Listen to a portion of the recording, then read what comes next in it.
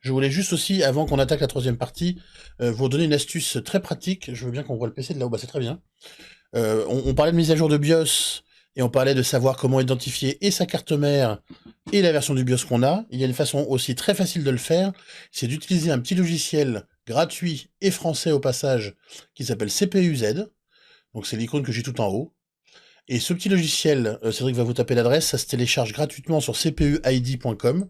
Et c'est vraiment quelque chose qui est, enfin, moi j'utilise ça depuis 20 ans, il n'y a pas de publicité, enfin, il y a peut-être de la publicité, mais il y a pas de malware, de publicité cachée, c'est pas quelque chose c'est pas un logiciel qui fait peur, ça pèse quelques kilos.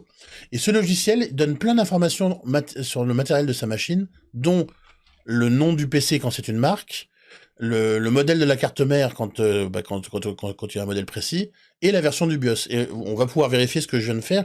Ce qu'on vient de faire, si vous vous souvenez, on est sur une carte mère Asus. Donc là, sur la petite fenêtre qui s'est ouverte, bon, le premier onglet, on a des informations sur le processeur qui équipe la machine. Moi, c'est un AMD Ryzen 9 7900X. Mais là, ce qui nous intéresse pour la mise à jour de BIOS, c'est d'abord d'aller voir dans l'onglet carte mère, en anglais mainboard. Et là, vous pouvez voir ce qu'on a retrouvé tout à l'heure. On a une carte mère Asus ProArt X670E créateur Wi-Fi.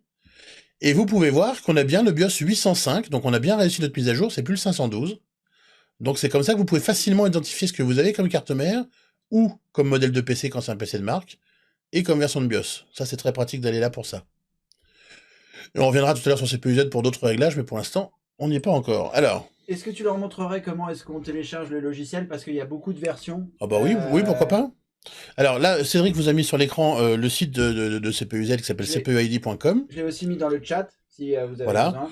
Donc, en fait, alors, en l'occurrence, le même développeur fait 3 petits logiciels. Les 3 sont intéressants, mais là, c'est CPU-Z qui nous parle. Et CPU-Z, on clique sur for Windows, pour avoir la version Windows de CPU-Z, parce qu'elle existe aussi pour les smartphones Android. Donc là, bah, on a une petite publicité qu'on ferme. Et pour télécharger la bonne version, parce que c'est là que Cédric disait qu'il y a plein de versions, on prend la première version classique. En fait, la version classique, c'est le logiciel normal. La version custom, c'est simplement un petit relookage pour aller avec la marque de sa carte mère. Et en bas, il y a une vintage version qui est vraiment très très vieille. C'est pour les PC qui étaient avant Windows, de l'époque de Windows 95. Donc on s'en fiche complètement. Donc voilà. Donc ici, on prend... Alors, soit on prend la version qui s'installe, c'est le setup. Soit on prend la version à décompresser et qui est une version portable en .zip. Ça, c'est selon ce que vous préférez. En tous les cas, dans les deux cas, on parle d'un tout petit logiciel qui fait de l'ordre de 1 ou 2 mégas. Hein. C'est pas quelque chose qui va vous prendre des gigas sur le disque dur. Et donc voilà, on télécharge par là, et on a la dernière version. Vous voyez, la dernière version, c'est la 2.03, et si on repasse sur mon écran là-haut, je vais le relancer pour voir ce que j'ai, mais voilà, on le voit, il est en cours de chargement, j'ai bien la version 2.03, donc c'est bien le tout dernier.